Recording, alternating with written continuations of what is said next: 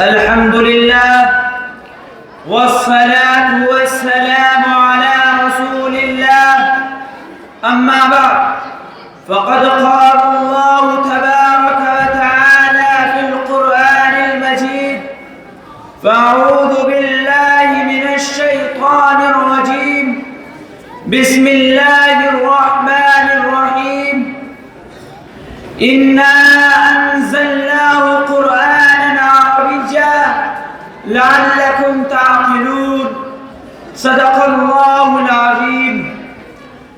أيها الحضور الكرام، في هذا الحفل الميمون أريد أن ألقي إليكم ضوءا خاطفا على أهمية اللغة العربية، فاستمعوا إلى خطبتي بكل شوق ورغبة.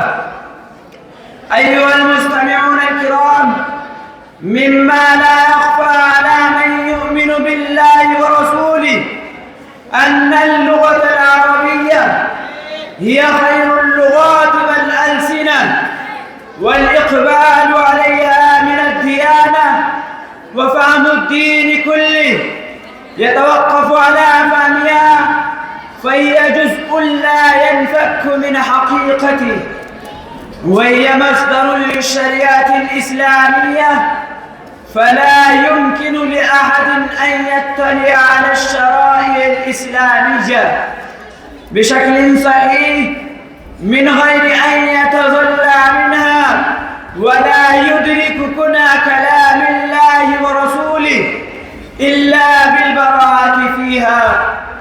وهي لغة اختارها رب السماوات والأرض وخالق اللغات واللهجات ليجعلها وعاء لكتابه الخالد ودستوره الباقي ورسالته العظمى، فصارت لغة الإسلام الرسمية إلى يوم القيامة، ولغة المسلمين الدينية إلى يوم يرث فيه الله الأرض ومن عليها.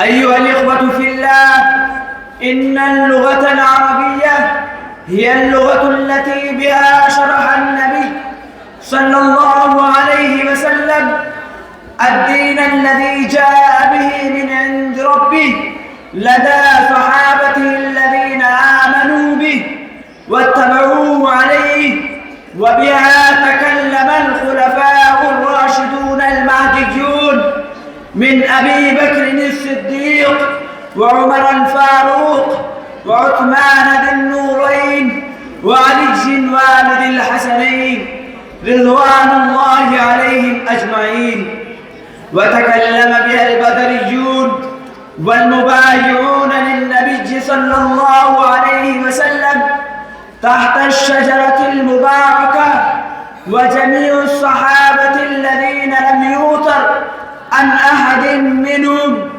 أنه نطق بغيرها ولو كان من أبناء غيرها، هذا إلى أنها هي التي يتخاطب بها أهل الجنة فيما بينهم، وهي التي علمها الله سبحانه وتعالى سيدنا ونبينا آدم عليه السلام، وهي التي نزل بها الوحي الإلهي لكتابه الأخير الخالد المهيمن على الكتب السماوية كلها، على النبي الخاتم سيدنا ومولانا محمد بن عبد الله عليه الصلاة والسلام، الذي بعث به إلى الناس كافة إلى يوم القيامة.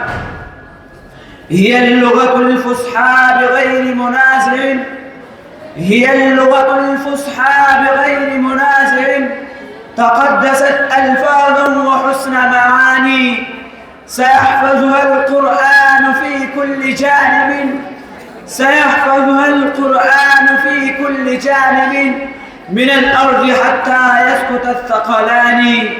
وأكتفي بهذه الكلمات، والسلام عليكم.